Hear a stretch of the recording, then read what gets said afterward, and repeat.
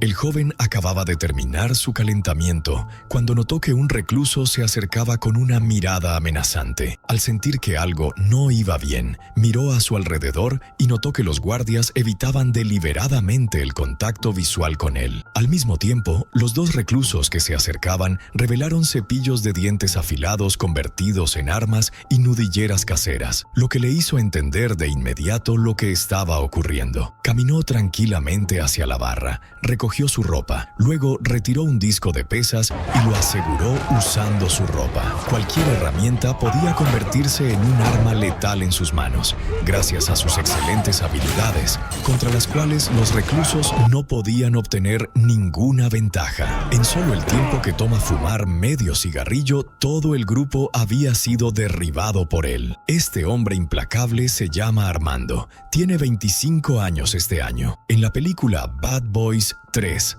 manipulado y dirigido por su madre, Aritus asesinó a muchos oficiales de élite involucrados en la campaña contra la cocaína. Incluso el veterano Capitán Howard perdió la vida a manos de él. Aunque más tarde reconoció su relación de padre e hijo con Mike, los crímenes que cometió fueron imperdonables y finalmente fue encarcelado por el propio Mike. En un abrir y cerrar de ojos, habían pasado años, y Mike, ahora con más de 50 años, también había encontrado su refugio en la vida. Se casó con la doctora Christine, quien lo cuidó en la tercera entrega, y los dos iniciaron un matrimonio feliz. Todos pensaban que la Capitán Rita terminaría con Mike, pero resultó que se convirtió en la amante del alcalde de Miami, Adam. Ambos asistieron juntos a la boda de Mike, acompañados por la hija de Howard, Judy, y su nieta, Callie. Marcus presentó entusiastamente a ambas a todos los presentes e incluso invitó a la pequeña Callie a decir unas palabras. Todos alzaron sus copas para desearle a la pareja 100 años de felicidad. Inmediatamente después comenzó la música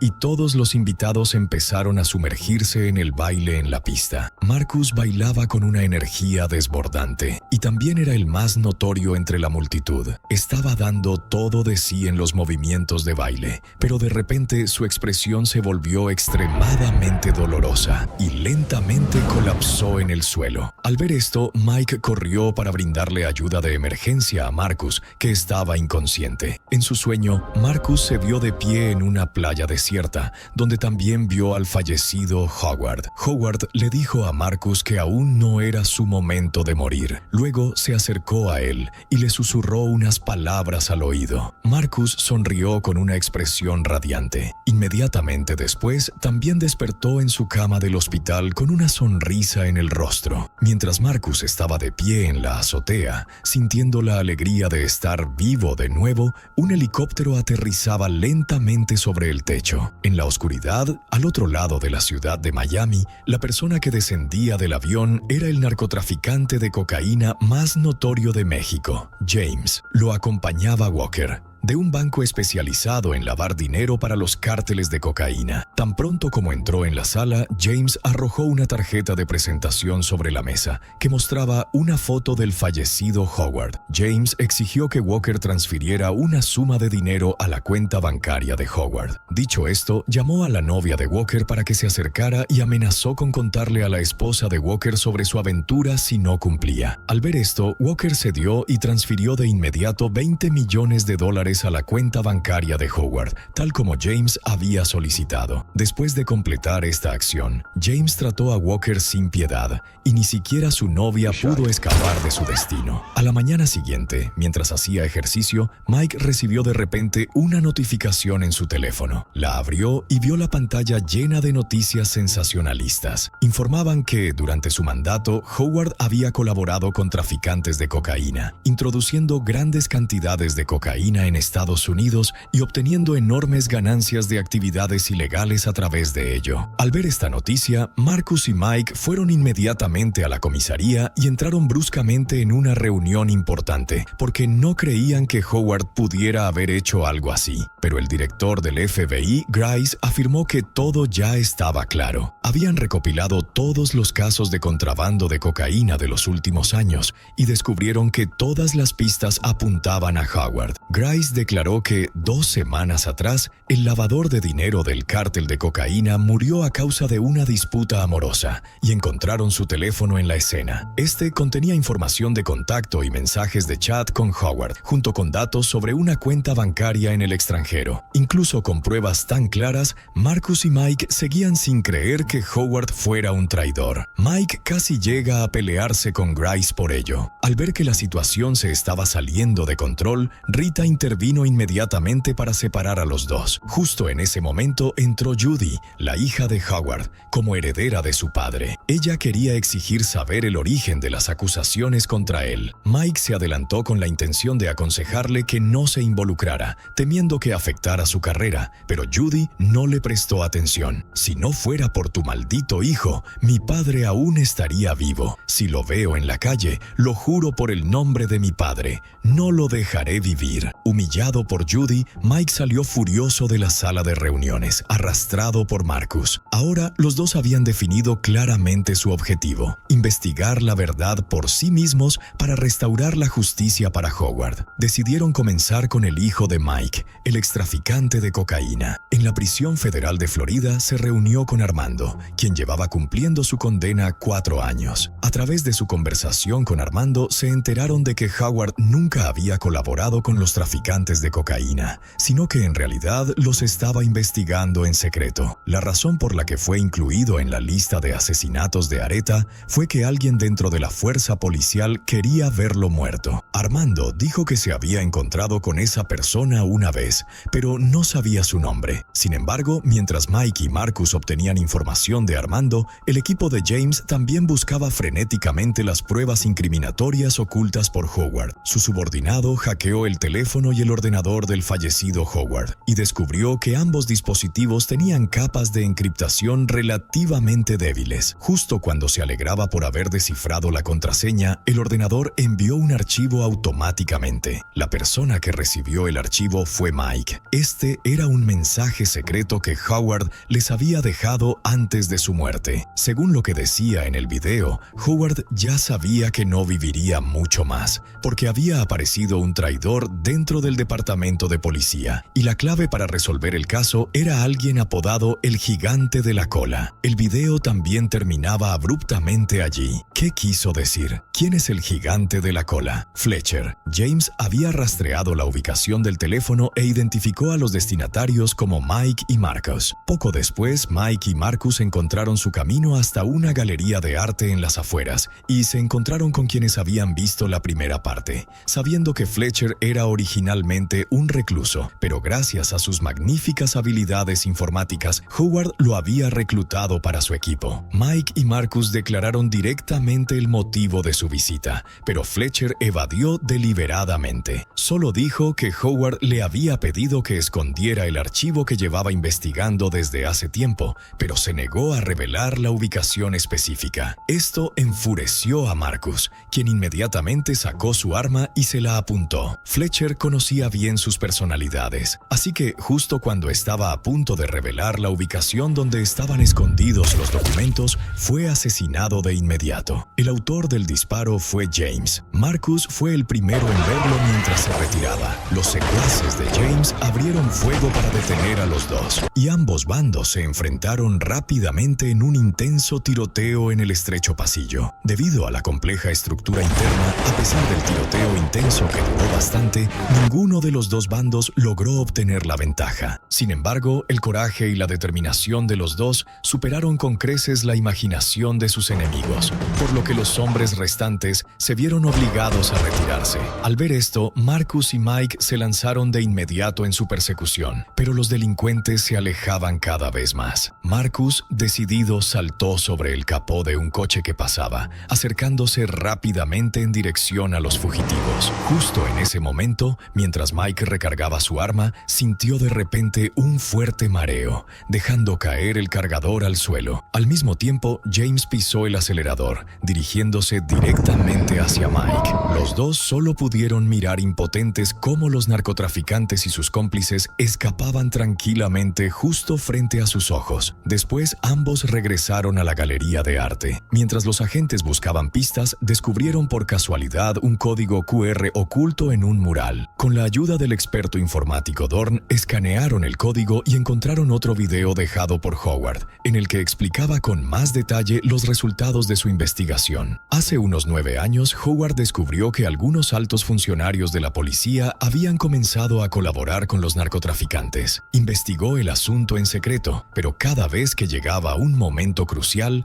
alguien filtraba la información. Por eso pidió ayuda a 2 colegas retirados, pero poco después de comenzar la investigación, ambos murieron en accidentes de tráfico uno tras otro. Tras aquel incidente, Howard consideró dejar que Mike y Marcus se hicieran cargo del caso, pero por temor a poner en riesgo sus vidas, abandonó la idea. Ahora que estaba muerto, encontrar al traidor solo podía confiarse a ellos. Luego, Howard usó una forma de hablar que solo ellos podían entender para revelar dónde había escondido el informe de la investigación. Tras pensarlo un momento, Mike entendió a qué lugar se refería Howard. Al día siguiente, Armando, que seguía en prisión, también se convirtió en objetivo de vigilancia. Este es el contexto de la escena inicial de la historia. Tras enterarse de que su hijo había sido atacado, Mike pidió a Adam que lo trasladara a un lugar seguro, ya que la información que poseía Armando podría ayudarles a encontrar al traidor. Adam, consciente de la gravedad del asunto, dudó un instante y luego accedió a la petición de Mike. Más tarde, bajo escolta policial, Armando fue subido a un helicóptero. En cuanto abordó el aparato, Mike y Marcus fueron despojados de todas sus armas y dispositivos de comunicación. Justo al despegar, James y su subordinado aparecieron en la cabina de mando. Marcus, al presentir que algo no estaba bien, se adelantó para comprobar la situación. En cuanto llegó, fue expulsado de inmediato por James.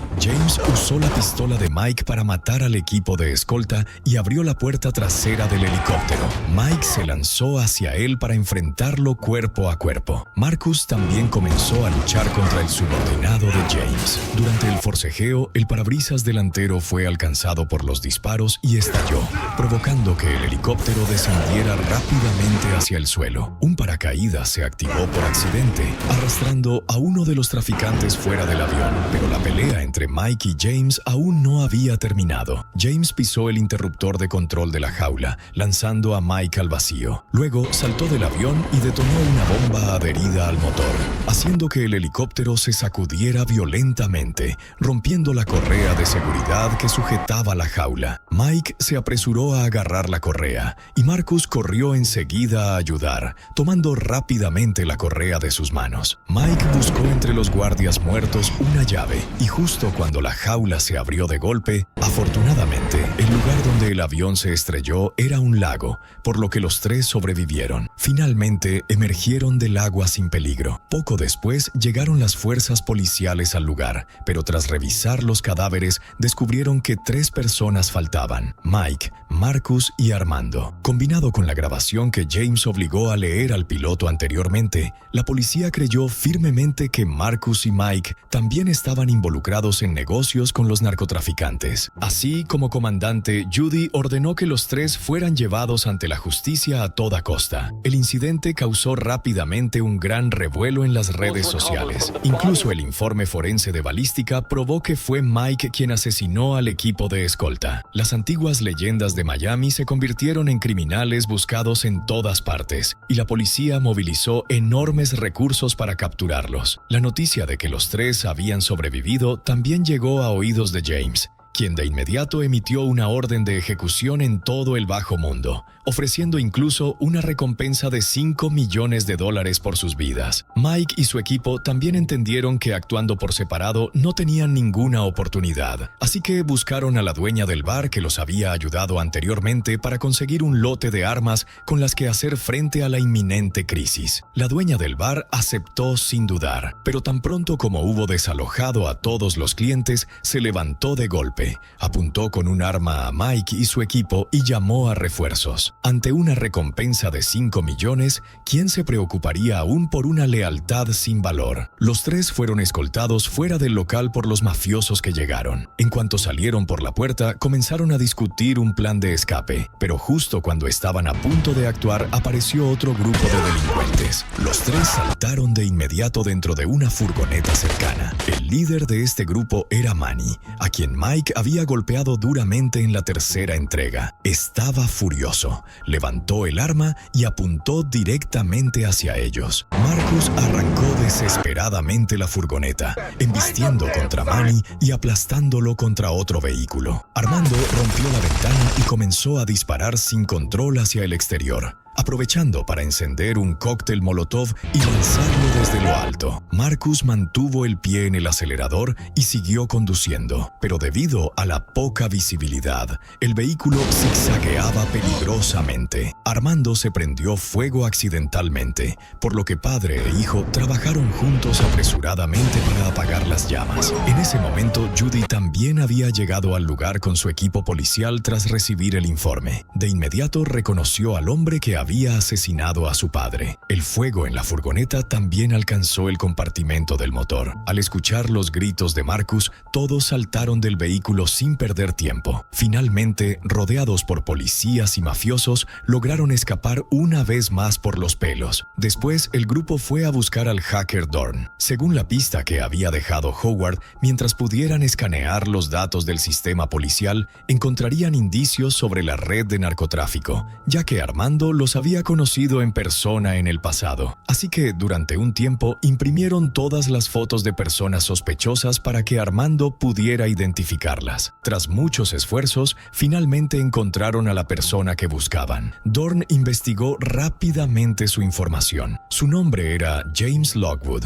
proveniente de la Academia de los Rangers del Ejército. Antes de 2005 fue enviado a México y participó varias veces en operaciones antidrogas. Sin embargo, durante una de las misiones fue capturado y torturado por los narcotraficantes y se vio obligado a traicionar a sus compañeros. Como resultado, todo el equipo, excepto él, murió. Finalmente se unió al cártel de la droga y ha trabajado para ellos desde entonces. Al enterarse de esto, Mike llamó de inmediato a Rita para informarle de toda la nueva información, pero la llamada fue vista accidentalmente por Adam. Rita mencionó casualmente el descubrimiento de Mike y su equipo, sin imaginar que eso causaría un gran problema. Tan pronto como terminó la llamada, Dorn descubrió a través del sistema de vigilancia que un grupo de asesinos fuertemente armados ya se encontraba frente a las casas de Mike y Marcus. De inmediato llamó a ambos para verificar la situación. Ambos quedaron en shock al presenciar la escena. Rápidamente sacaron sus teléfonos para advertir a sus familias que evacuaran, pero Mike llamó repetidamente sin obtener respuesta. Después de contactar a su yerno, Reggie, Marcus le dijo que llevara a la familia y se escondiera de inmediato. Al recibir la noticia, Reggie rápidamente ocultó a su esposa y a su suegra en el vestidor. Luego sacó un arma de la caja fuerte. Mientras tanto, el teléfono de Mike seguía sin conectarse, y pronto el grupo de asesinos logró infiltrarse en la casa de Marcus. Reggie, un exmarín con experiencia, actuó con una técnica impecable, moviéndose con agilidad y precisión táctica, eliminando rápidamente a los 9 sicarios que acababan de entrar. Mike, que observaba la escena a través del monitor,